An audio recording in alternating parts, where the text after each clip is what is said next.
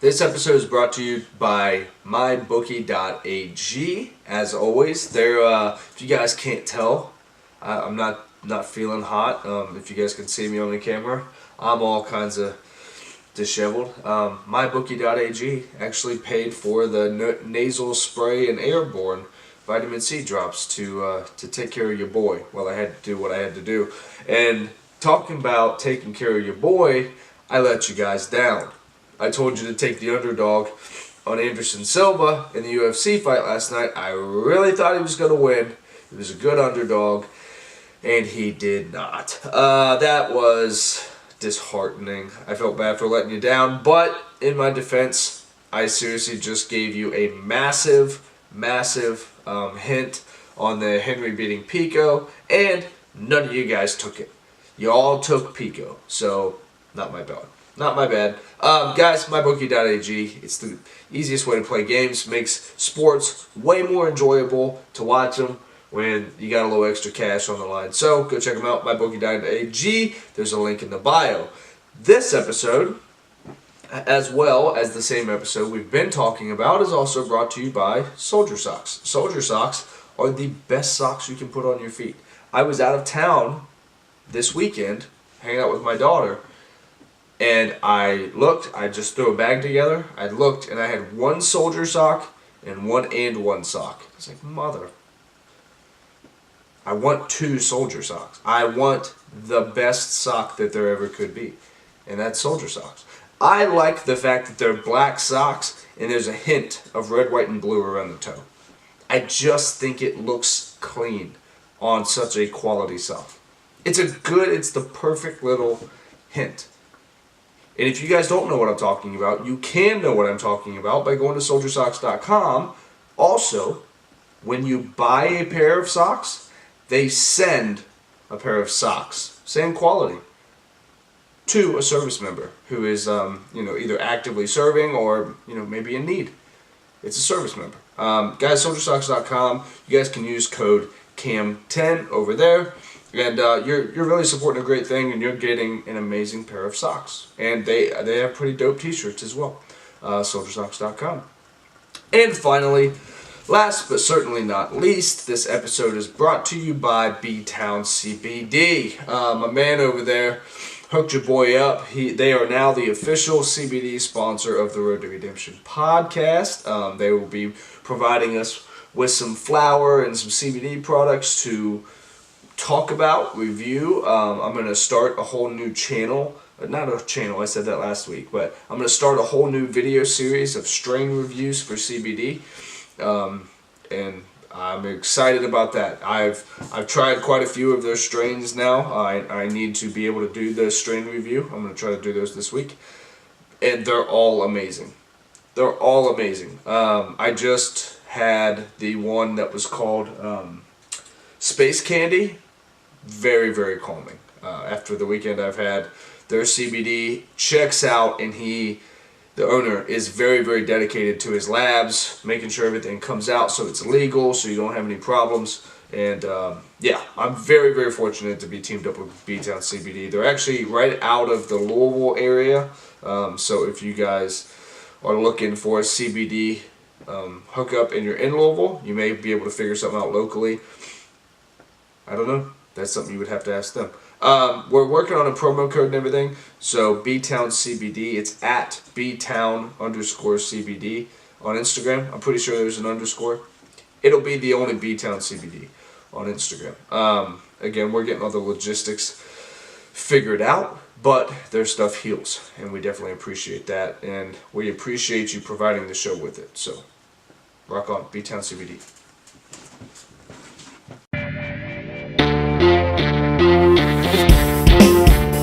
You don't say that. So you're telling me there's a chance?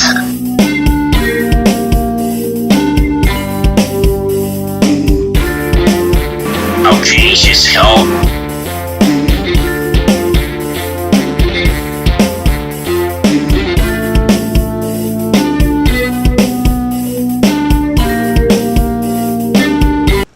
What is up, you guys? Welcome back to The Road to Redemption podcast. Cam in this bitch. What's happening? We're back, man. I'm gonna be honest. Full disclosure. I was sitting at work today. I'm not gonna tell you guys again that I've been sick. I drove you guys nuts last episode with all the sniffling. I'm gonna try not to do that again. I was sitting at work today and I'm like, oh man, I got a podcast tonight. I got nothing to talk about. Let's go politics. Let's talk about the politics. Who's pissing who off? And I looked, I'm flipping through the channel, and I'm like, this is all bullshit. If these are the biggest problems we got in our country, we're good. We're good. There's a bunch of crazy people running around talking about they're going to be president. It's alright. No big deal. So I was like, well, shit, didn't get any help there. Alright, what's been going on in my life? What's been going on with me? What lessons can I pull from that? What could we stir up? And immediately, my first thing was my kids. I've been talking about my kids a lot, but I just got to see my 3-year-old last weekend. And man, you learn so much from kids. I just talked about it in the CBD strain review video, so if you want to see kind of how that changes you, go over there. But I'm going to continue on that because I wanted to talk about a few things that they weren't triggered in me because they were already there, but I noticed that that's what caused the change in myself. And in this situation, both times it's been my kids. I was walking. I took my oldest this weekend. I took her down to Whole Foods in Cincinnati, and she had never been to Whole Foods before. She's used to Kroger's, Walmart, that type of stuff. So we walk into Whole Foods, and the lady goes, hey, how's it going? You know, just so you know, kids like 5 and under, they get a free banana or an apple. They can pick whatever fruit they want out of the basket to eat while they're walking around. I said, wow, that's cool. I didn't know that. And I saw my daughter light up over a banana and an apple because it was somebody that paid special attention to her and said, hey, I noticed that you're here. I don't think my daughter gets a lot of that. I think they pay attention to her at her house, but they got so much going on. I think that a lot of the times they're doing stuff for other siblings, and nothing is really about my daughter Taya. 100%, unless it's her birthday or whatever. But anyway, I'm not bashing on their side. I'm sure they're doing the best they can. Yeah. So first, that was very, very important to her. Then we're walking through the store. Well, I'm walking, pushing her in a cart, and I looked, and she started to get nervous. To this point, she hadn't been nervous. She loved it. She was enjoying, everything, seeing the different stuff. I showed her, like, organic pig's feet, just like weird shit. And she was having a good time. Then I saw that she got nervous, and I kind of looked at her, and without saying anything, I could tell it was a guy standing behind us, behind her, in front of me, just made her uncomfortable. I don't know what it was. He made her very, very uncomfortable. So my daughter flipped, stood up, insisted that I held her. And I was trying to figure out what's going on. I'm asking her, hey, what's up? Tell me, hey, you have to stop crying. Tell me what's going on. The whole deal. And I just hurried up and I turned down a corner, a different lane in the Whole Foods where it was more quiet. There wasn't as many people. I could talk to her. And as soon as I got her in there, she stopped crying. And I said, well, what the hell was that? And I obviously didn't say that, but I'm like, well, what's going on? And she was just still crying. She said, I just got scared. And I said, of what? And she goes, that guy. I was like, okay, did something happen? Did you know that guy? And she said, no, he's just scary. And I was like, all right, well, I get that. Sometimes, people fucking freak me out too, and I'm an adult. And I looked at my daughter, and I saw a little tiny person, a little human being that's just starting to figure all this stuff out. And they just are scared, and they don't know what to do. Because they're just so little and just fragile. They look to you.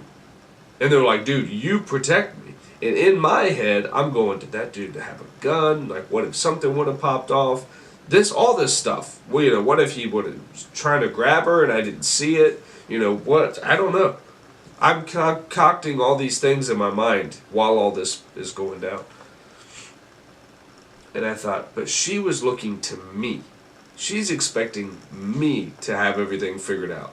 If a fire bursts out and the alarms are ringing, she's looking at me going, hey, what are we doing here?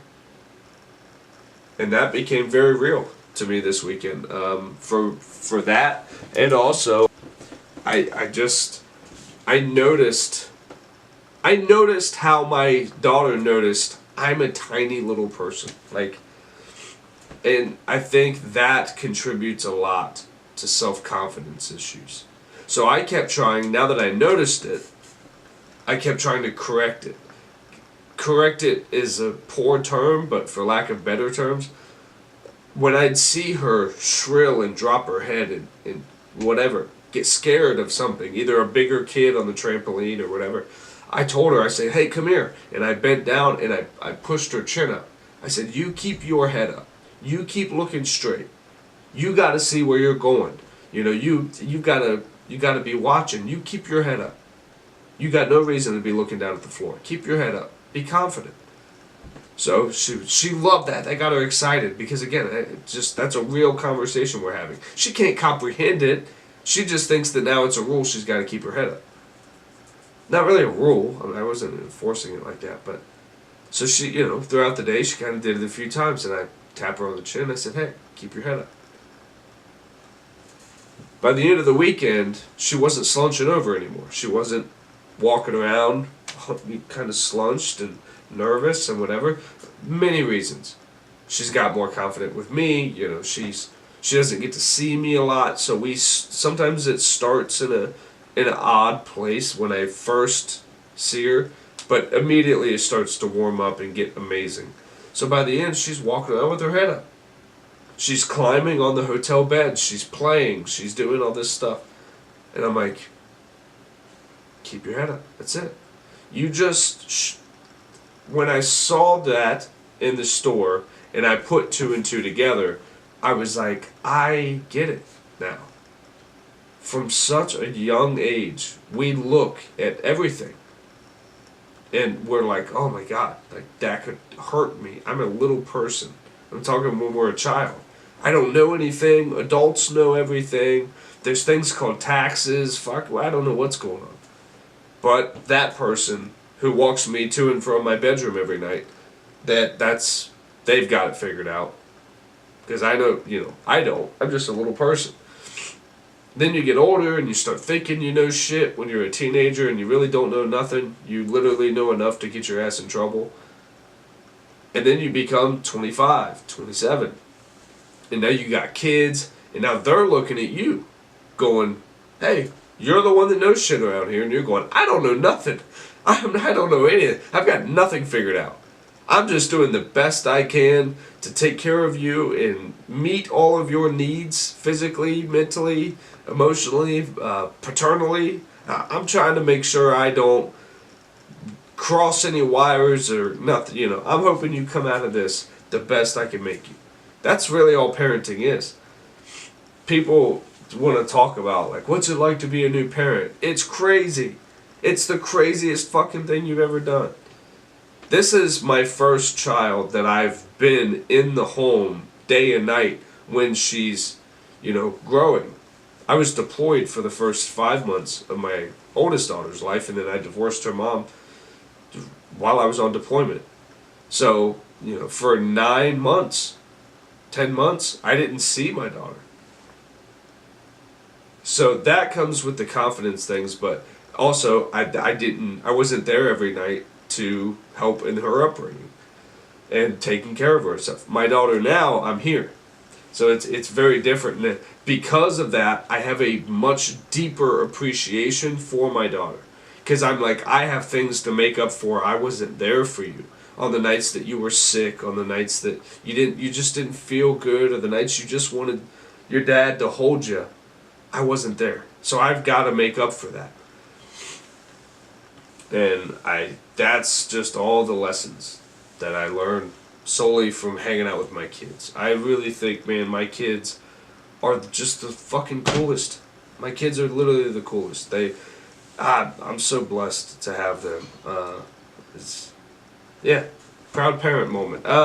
Let's see what we got as far as.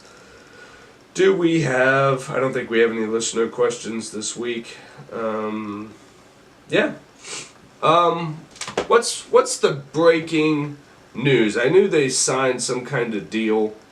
They signed the new Green Deal or whatever it is, which is supposed to, in I guess America, it's supposed to be a 10-year plan from what I read, and we're trying to get away from fossil fuels, make things more green, solar energy, that kind of stuff, and also the financial responsibility part of that is like where each adult who's able to work, I guess, gets an automatic like $3,000 every month just to meet your basic needs. But again, this is a plan that rolls out over a span of 10 years. It's not like you're just going to start getting checks tomorrow. So I think that's interesting. I think, obviously, I have a very, very loose understanding of what that is and of what it all entails, but I definitely think that we're going the step in the right direction.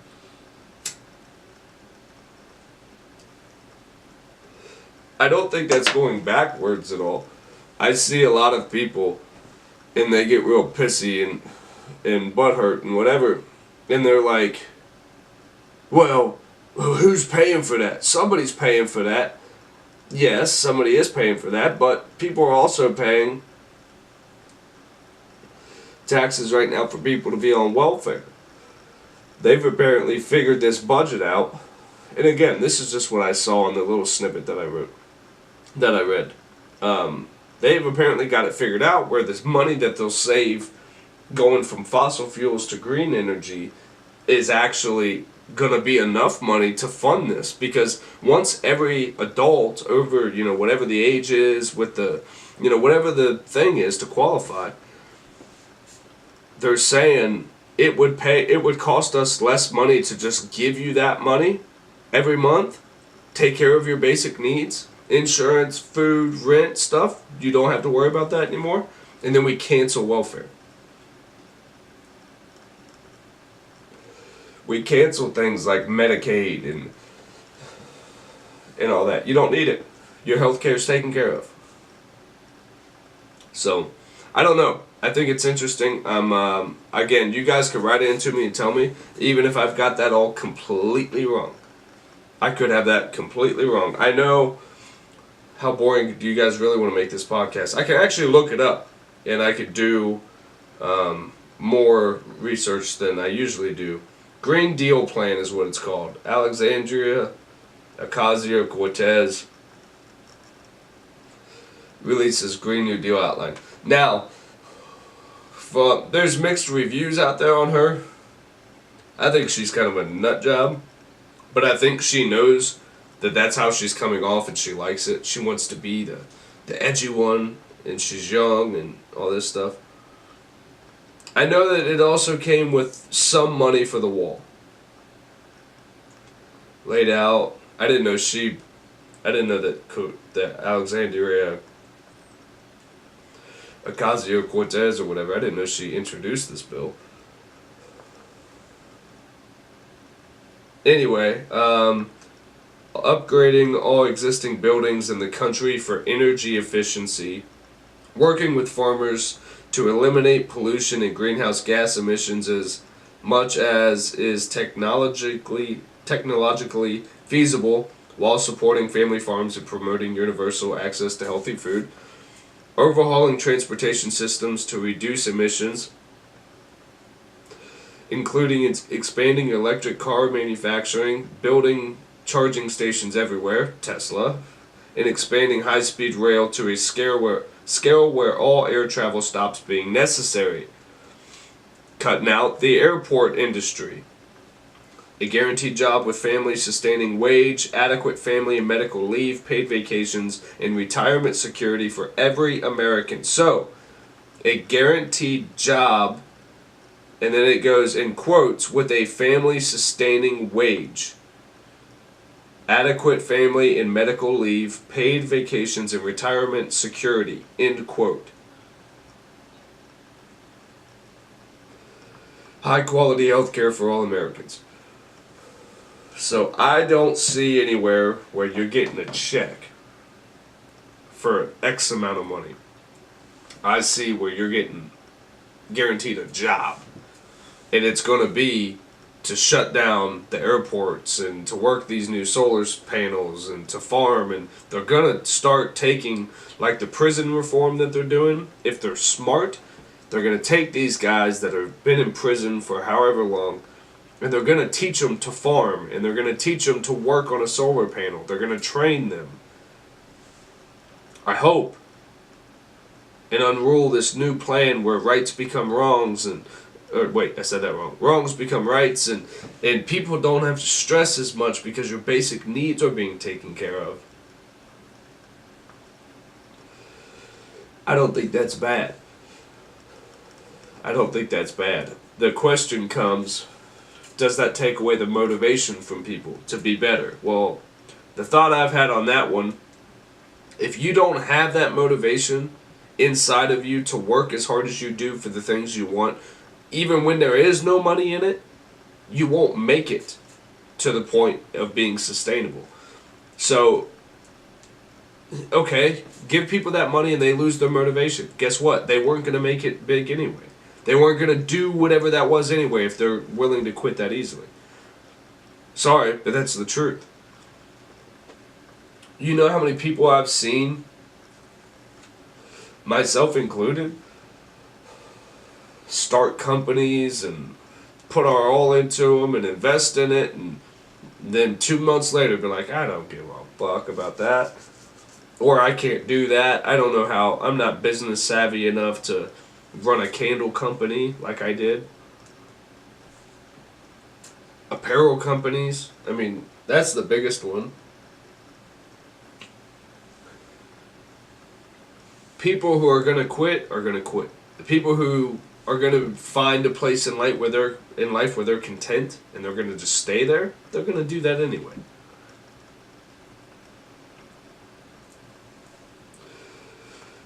I have a guy that I know that I went to high school with and is in many, many of the stories that I've told you guys about over the years.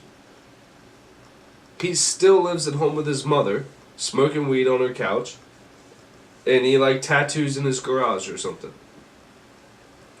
Some people's expectations for their life are much, much different than others.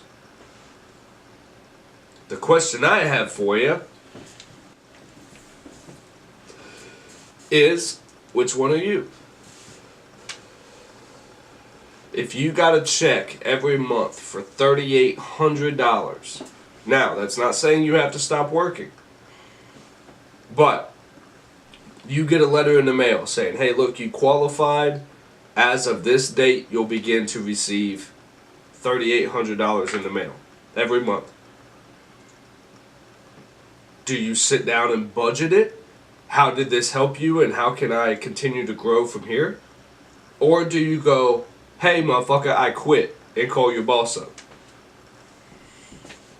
Now, do you call your boss and say, hey, I quit? Because you already have a budget and you know that on that amount of money you can sustain your life to a livable quality, and then you can turn around and chase your dream. That's different. I support that. I can tell you, I've lived paycheck to paycheck my whole life. From the day I was born to now. I've lived paycheck to paycheck my whole life. And every time it's time for me to make a big financial step forward, I mess it up somehow. There's been lessons I have not learned about finances. I honestly don't remember where I was going with that. After the cough kind of threw me off. But it's just one of those things. if you're out there, oh, I do remember what I was saying. I've been paycheck to paycheck my entire life, but now every time that I've spent money, like financial craziness of, why did you buy a podcast setup when you're not making any money doing podcasting? Why are you paying the host of your podcast site? Like, why are you doing these things? It doesn't make you money, and you're already living paycheck to paycheck. That's the kind of stuff I did. But it was because I had a belief that this means something to people, and people are going to continue to like it and share it and grow it with us. And as you guys do that, we will always improve this, and hopefully one day we get to a point where this is so improved and everything out there is so improved, it's all content. That's the goal. That's the goal. That's why I try to bring it to you guys every single time I get on here. I understand that I could probably be really hard to follow sometimes. I'll take a left turn on you quick, especially when I'm smoking CBD. I'll go down a rabbit hole with you. But today, I told this on the CBD strain review, I think, or it might have been at the beginning of this podcast. The beginning of today, I was like, man, I got a podcast tonight, and I have no idea what I'm going to talk about. No, I talked about it at the beginning of this podcast. And then I get on here, man, this is my therapy. This is when I get to open the gates and let all the thoughts that I have in a day flow out like a chimney. I can't do that in most of my day. I have all these thoughts, and they go exactly as I lay them out here. And I very rarely have a person that I can talk to and go, bah, and just go. And that somebody will sit there and talk with me, and everybody's working 9 to 5, stuff like that. And I realized the other day is I've got it pretty good. I have the time in my day to where I can do a hobby. That's what this is, a hobby like this. And I can be creative with it, and I can have fun. I have a lot of fun with this. And even if this podcast never did anything or never took off, which I don't believe is the course for this podcast, I think it's going to be massive.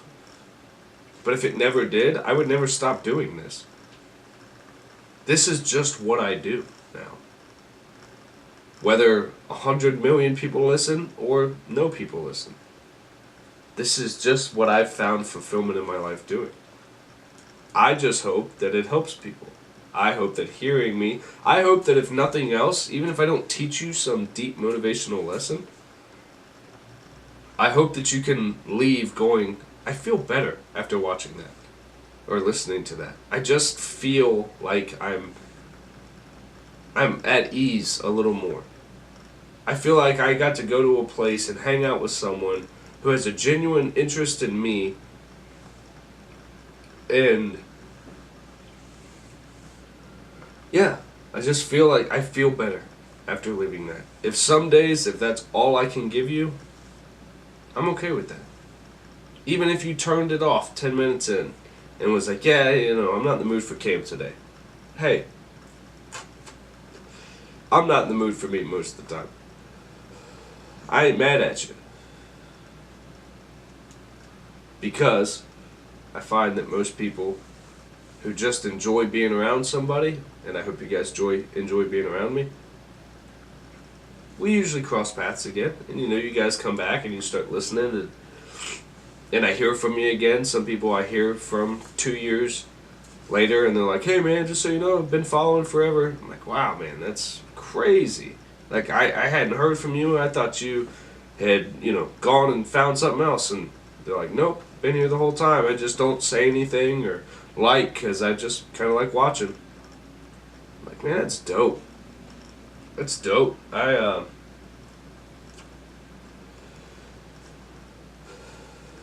It's just something I never thought was possible. That's for damn sure. I never thought that I would have people writing to me telling me about how the hardest times in their life, the hardest times of their life, are going on right now. And they took the time to ask me what I thought. I'm like, man, that's heavy. And sometimes when I read stuff like that and people ask me those things, it hits me like a train. It's like, dude, this is what you better buck up or shut up. You know, this is your thing. People give you their baggage and you help them unload it.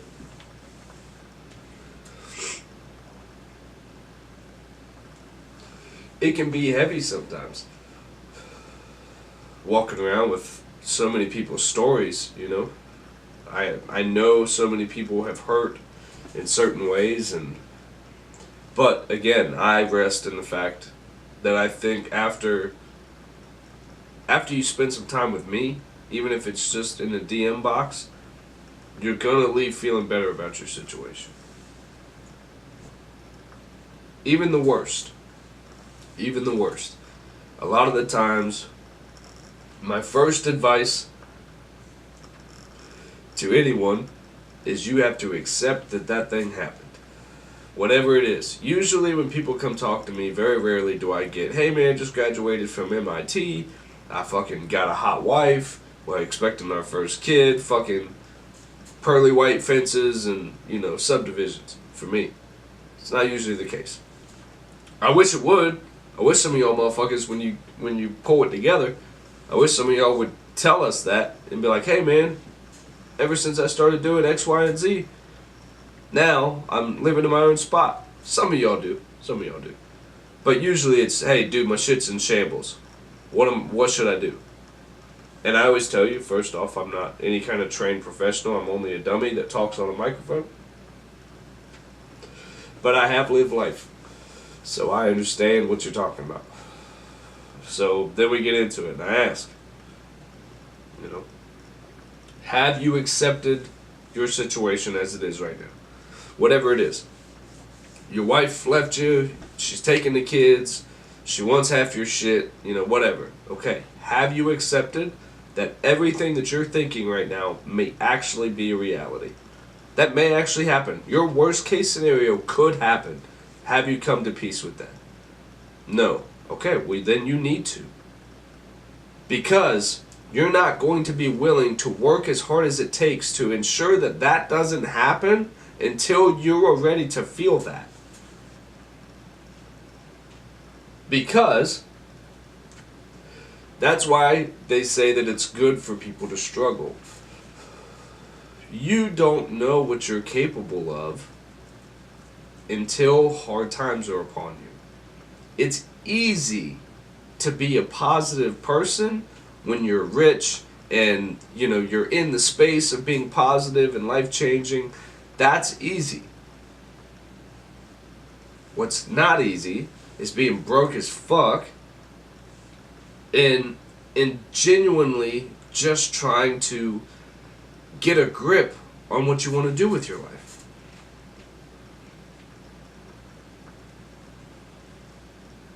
Being some inspirational guy on Instagram was never what I thought I would end up doing. I knew somehow I was going to be in entertainment. But let's circle back to that. Because I went off there for a second. I was talking about they have to come to peace with the fact that their situation's happening. You know, and I went off on what happened to me, kind of. made the shit about myself. So once they come to grips with the fact that, like, yes, okay, even if my mother does die of cancer or whatever, or on some of the more intense ones, people have to come to grips with the fact that they have actually been molested. And they've been trying to kind of keep it out of their mind for years, and it spills over. But guess what? You can't start to heal until you've accepted the fact that is a part of you. And probably always will be a part of you, but that doesn't have to be a bad thing. I know it hurts now. There are some things, guys, that just don't stop hurting. They don't. The loss of a child, some of that shit, it stays with you. It's not that your life can't ever be sunshines and rainbows again. That's not the case. You just learn that some things, once you've accepted them and you've felt them and they're there, you just go, okay, there's nothing I can do about that. There's no reason for me to hinder myself going forward. If anything, that would only disrespect that person, that time in my life, that whatever.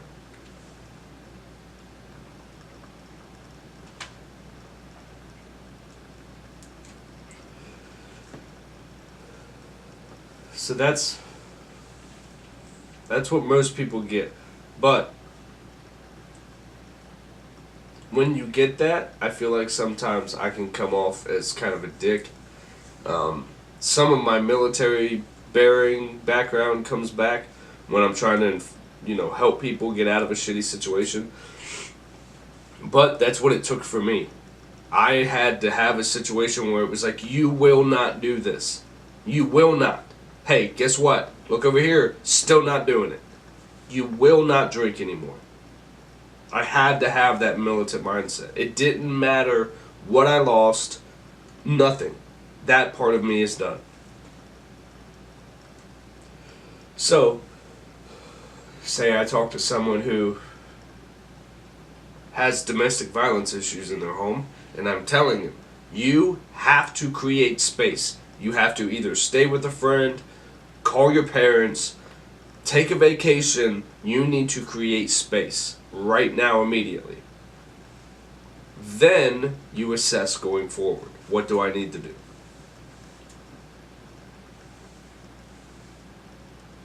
Some people, it takes longer to even convince them that they're in an abusive relationship.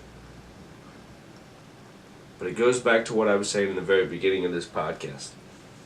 From the age of being just 2, 3 years old. Initially, you're taught, you're too little. You can't do that yet.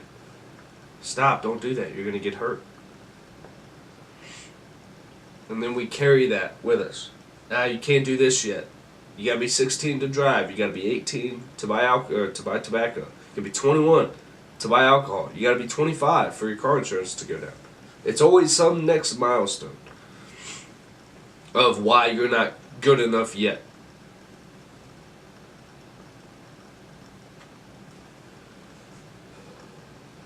And I think when we go to difficult situations like abusive relationships or stuff like that, when the stress kicks in and the shit's really hitting the fan, and you're stuck in a situation you've only heard about in movies, you can resort back to a younger time, a safer time, a more peaceful time. Mentally, you can resort back to childhood. And when you were a child, you were told, you're too little, you're too small to fight back. Don't fight back.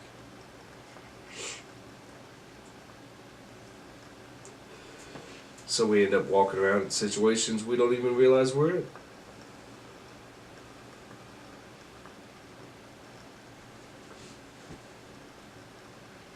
And ladies and gentlemen, that is going to be this episode of the Road to Redemption podcast. I hope that you had a fun time on the roller coaster of a journey that we just took. I want to thank you guys for listening. We've been recording now for 40 minutes. If you guys have listened all 40, you're the real ones. I love you to death. Thank you so much. And I cannot thank you guys enough for everything you do. All the support that you guys show, all the reviews that you leave, all that stuff, man, it really helps. Let's restart the camera one more time. It really does. It helps, man, and you guys just are killing it. Please continue to do so. The most important thing to me that you can do is share this with somebody who may need it. We got episodes on almost everything, every topic, but if you have one that's unique to you, send it in. send it in. You can leave it anonymous. You don't even have to tell me who you are. Some people don't. Some people I know that I talk to them through situations on Instagram, and then I get emails that are anonymous that are kind of the same. So don't feel like you'll have to put a name to it. You can get completely unbiased, objective opinion on the situation. I've always told people I will never disrespect someone in your life. So like some people will say, hey, you know, my spouse is beating the shit out of me, and I go, oh, okay, I see what you're saying, but tell me the rest of it. And then it's this, that, and this. And then sometimes you come to find out that a story or an incident was just a little bit fabricated to a point where it's kind of a game changer. I would never tell someone you need to leave your spouse. That's not my place. There's just too many details in a situation that I don't have the time to invest that far in. So, I will never disrespect the people in your life, but I will give you a completely what would I do kind of objective. And sometimes those can look very similar as conclusive advice, I guess. But yeah, go ahead and send your submissions in, and I would love to take a stab at them. That's what we do. Anything you guys want to hear about, any topics you want covered, send them in. You can send them into @CamWilliamsonOfficial on Instagram, my DM box. It's going down in the DMs. You can do it there. Or you can email us at road, ROAD, the number 2, redemption podcast @gmail.com. You can hit that place up, and that could be your safe zone or trust triangle, whatever you want to call it. And if you do want to be mentioned, let me know. And with that, we are out.